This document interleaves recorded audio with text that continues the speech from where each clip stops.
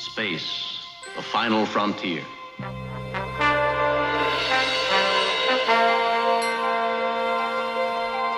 These are the voyages of the starship Enterprise.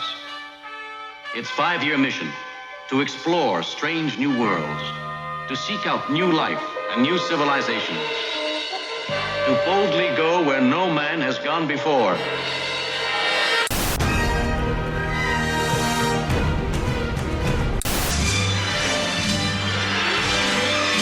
Robotech.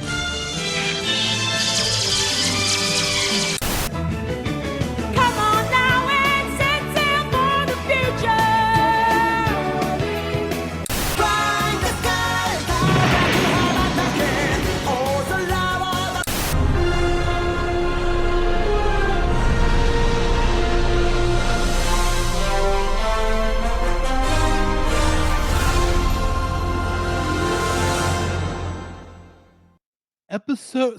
This is Lower Deck Season 4, Episode 5, Empathological Fallacies. Yes.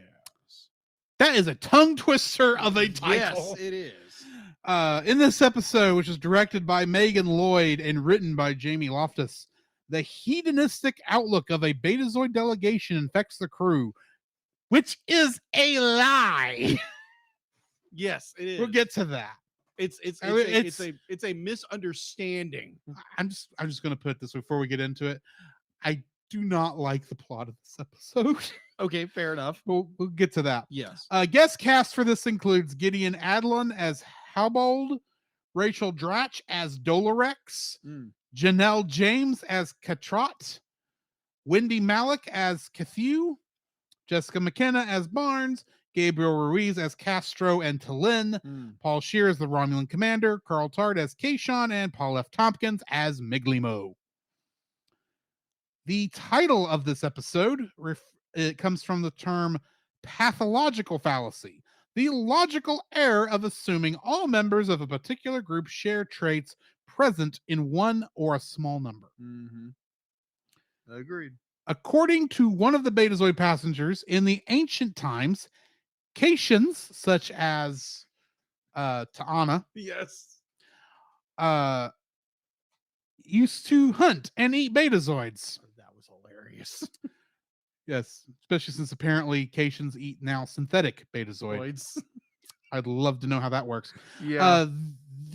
This episode hybridizes plot lines from two different episodes of past Star Trek shows: the Next Generation episode Sarek and the Deep Space Nine episode Fascination.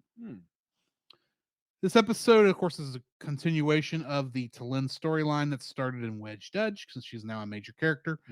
And two more recurring characters are identified in the show, being both Sleepy Merp and Habold. I don't remember which one was Habold, but either way. And I do want to go ahead and touch on a bit of Trek lore that kind of comes up here, but is not really. Okay. I'm sure it confused people. Okay. I don't know if it confused you, but Okay. I don't want to make that assumption. Okay. But, so in this episode, we are dealing with both Betazoids and Vulcans. Yes. In both cases, our primary knowledge of these races are from half-breeds, basically. Spock being half Vulcan, and Deanna Troi being half Betazoid. Yes. And they are both told, well, Troi was half Betazoid, being half Betazoid, only had this nebulous ability of being an empath. I say nebulous because they never really explained how this worked. Okay.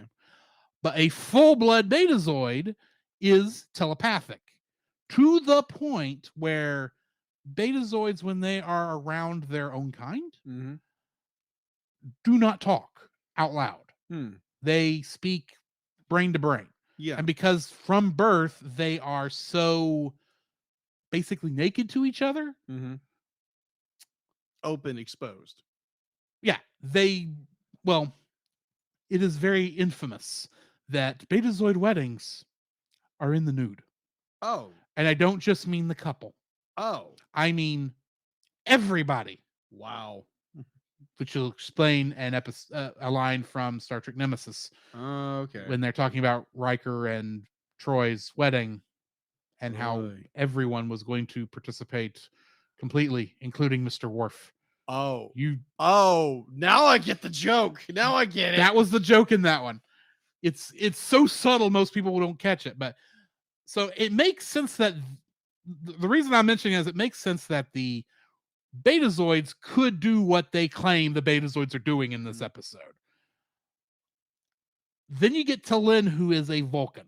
Now, Vulcans in this are in Star Trek are only shown as touch telepaths, meaning they have to actually touch the subject they're wanting to read the minds of. Right.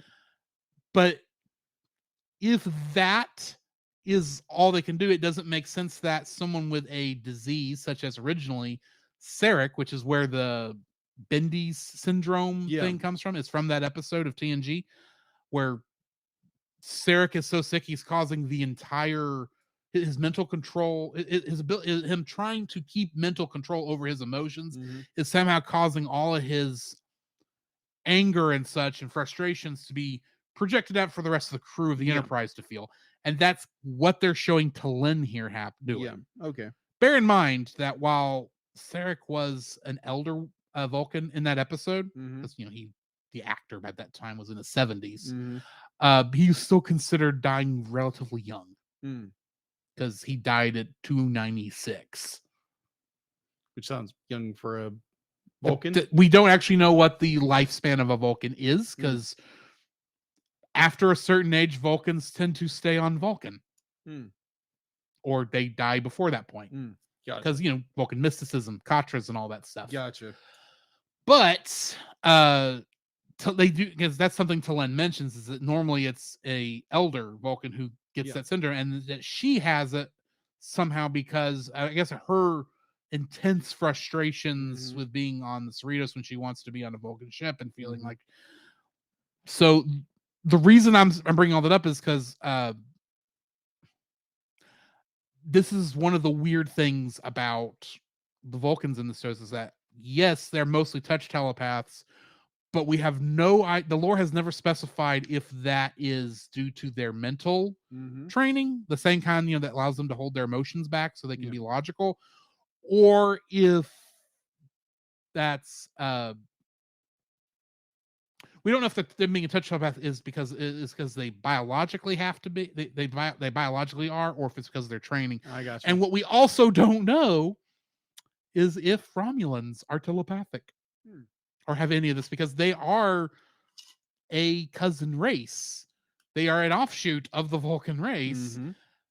And technically, some people around there probably should have some forms of telepathy. Yeah. But the way Romulans always showed it was, or the way they always showed it is because Romulans don't undergo the teachings of the Vulcans. They don't have the abilities that came from that.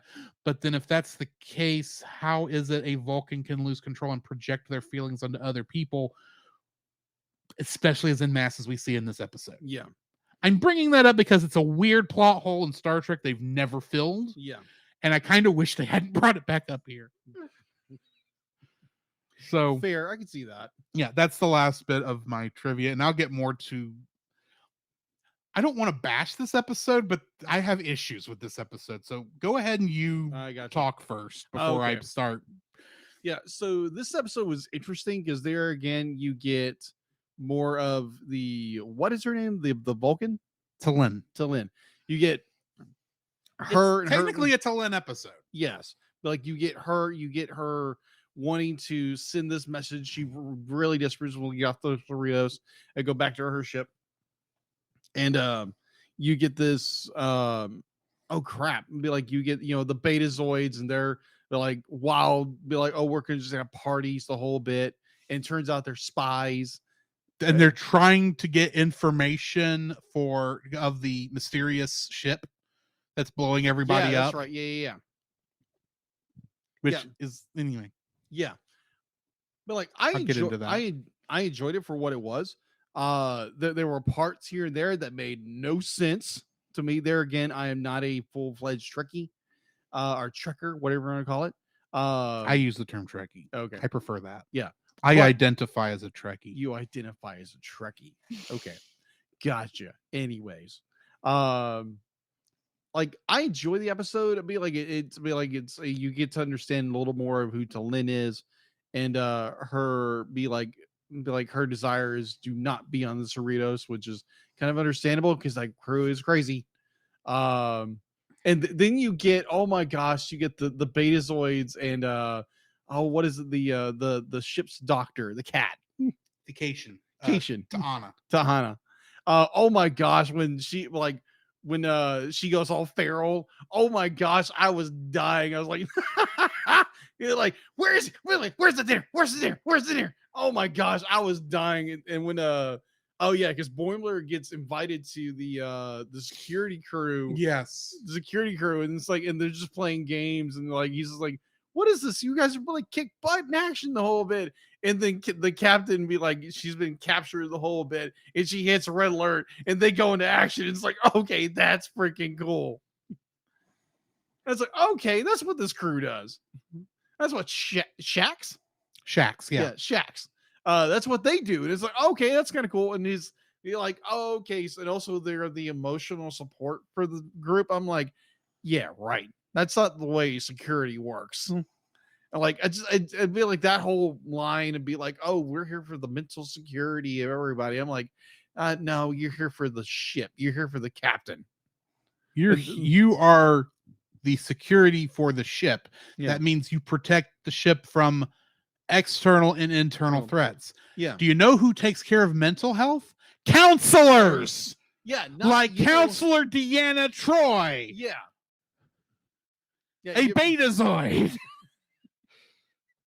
Nom nom nom. Why is there not a counselor on this ship? Yeah, it makes no sense unless you want, not Talin the cat. Ta'ana.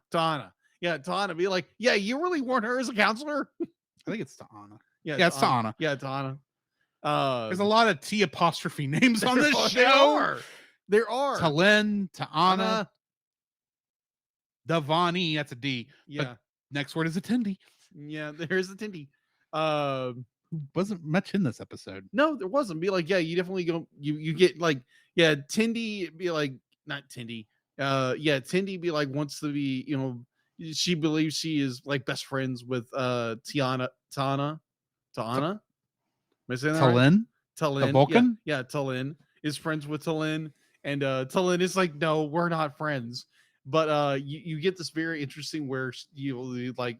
We start to discover it's like, oh yeah, because she's the source of the problem because she's so frustrated and her illness is causing all these weird effects on people and they're being wild and crazy. Because at first I thought it was like, oh, they're just cutting loose, and it's like, oh, they're actually being affected by something, and the captain makes presumption about the Betazoids and be like, it's a good lesson of not jumping to conclusions, but at the same time, be like, it's kind of hard not to. In some ways, definitely the way they describe it in this show. Yeah.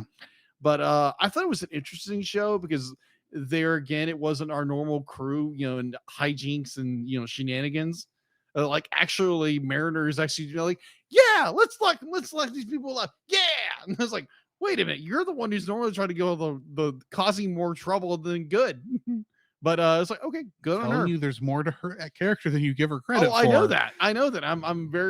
I'm starting to warm up more to Mariner as a character, and it's like, okay, she's surprising me in this season. Yes, I'm just waiting for her to drop the foot and something's gonna happen.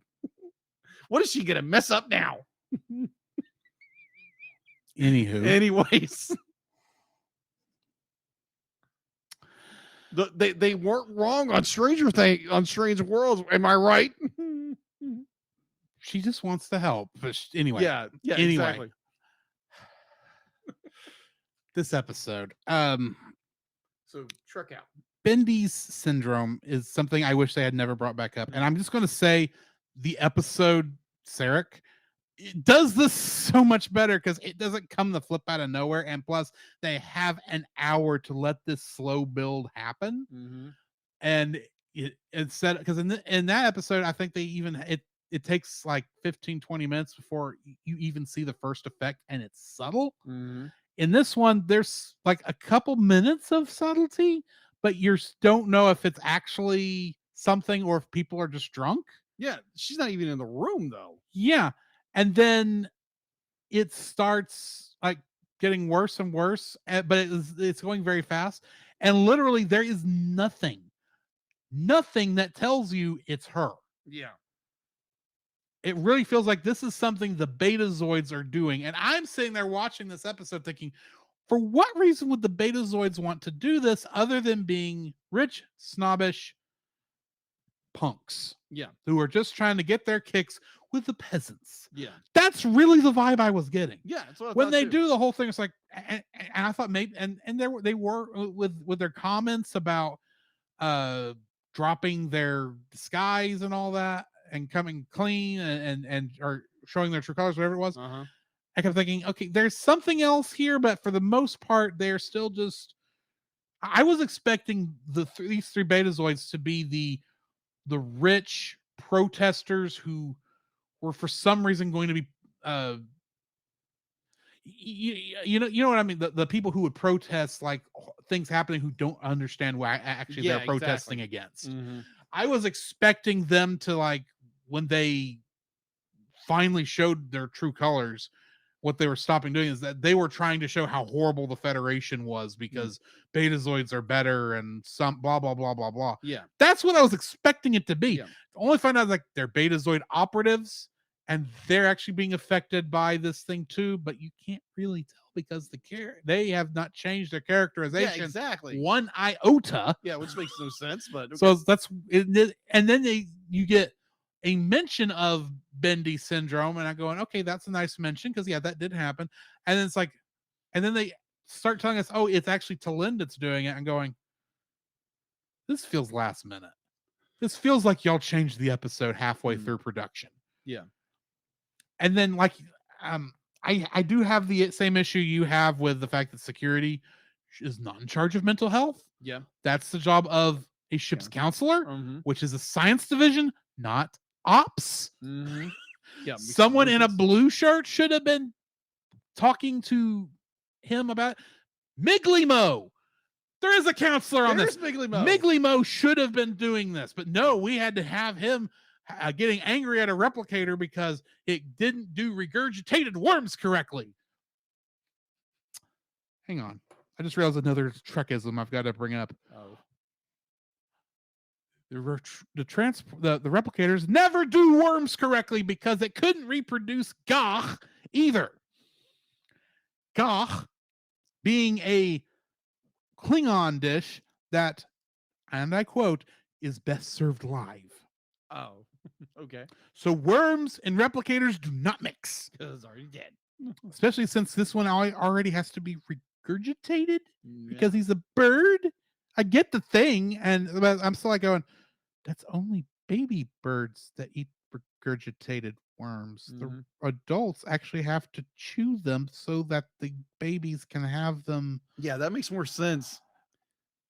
Well, I know there's a joke about him being a mama's boy from season 3. Yeah. And that maybe this is a continuation of that because I think it is. Wanting a nostalgic dish from his childhood, which would be regurgitated worms. Right. I cannot blame the thought process there because I do like my mom's spaghetti. Fair. And even though I know how to make the spaghetti, it always tastes better from her. True. But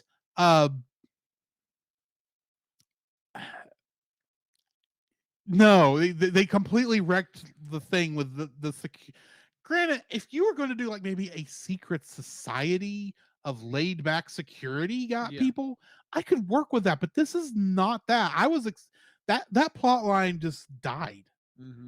I thought, oh, this is when Rutherford calls up Shax and says, I've got another one for the program. Yeah, that's what I thought. I thought, oh, something cool's about to happen. And it's this charades and word poetry, slam poetry. I'm sorry, it was slam poetry because that's what they said. I don't know the difference. Yeah, because I've never been into that sort of thing.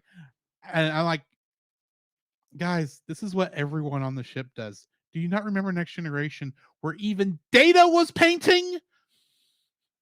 Picard was painting. You even made a joke in season 1 about people playing instruments in the rec room. Mm-hmm. I'm half expecting someone to come up and start reading Ode to Spot because they liked Data's poetry. This is an actual poem they written, in it, and I'm not going to read it. I may read it before the end of this now because I've brought it up, but I'm curious if I can actually say the whole. I also have to read it, but but it uses a lot of big words because it's Data. Anyway, this episode is. I honestly, this is the weakest episode of the show. Period. Weakest episode. Okay.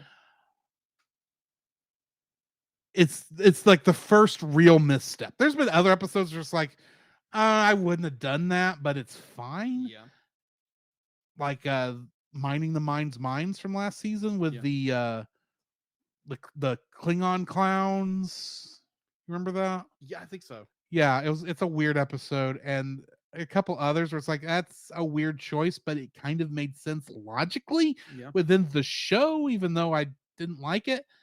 This one was just off. Like, no matter how you cut it. Yeah, agreed. It's like they, on one hand, they leaned too far into Trek lore, but didn't explain enough to get to it. And on the other end, they just like threw everything out the window for a poor joke. Yeah. Because the whole thing with the security team was a poor joke. It wasn't thought through. Yeah, agreed.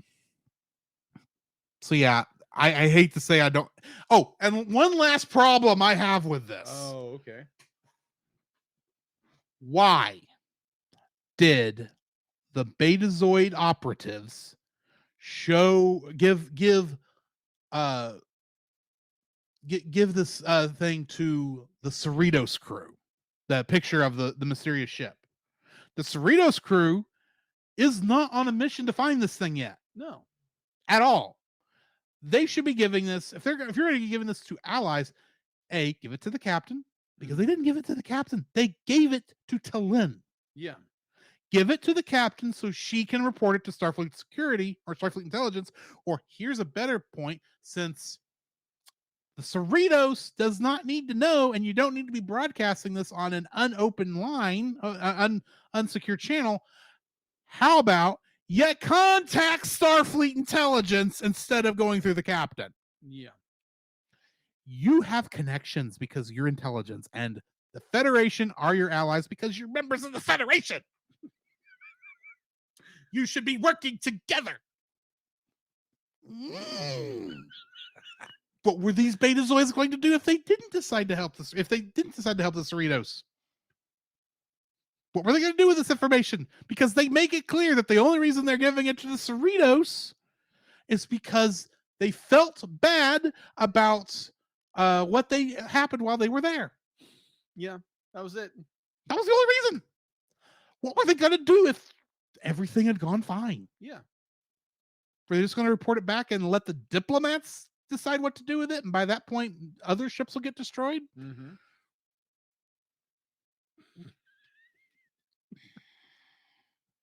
This episode bugs me. Fair. It's the jokes aren't as funny in this one as they have been in other episodes, and they are making concessions for the jokes to the story that makes that part not work. Fair. And this show up to this point has been so good about straddling the line between humor and Star Trek style storytelling. Yeah. That this episode just feels off and weird. This is about as off as a mathematically perfect redemption. That's really the last worst, because I hated that episode too, even though it kind of made sense. Yeah. But anyway, you have anything else before we cut out of here? Nope, I'm good. All right, so join us next week for a Ferengi episode.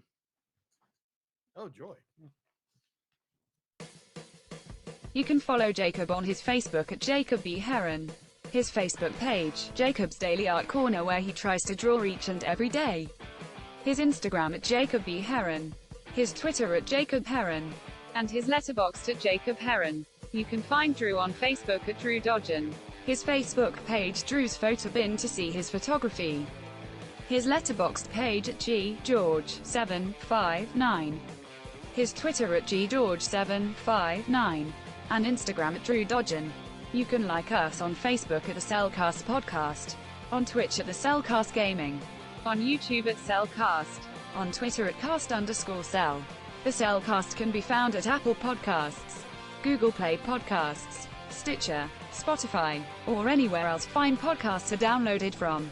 Please rate and review us where you found us, and also on Podchaser.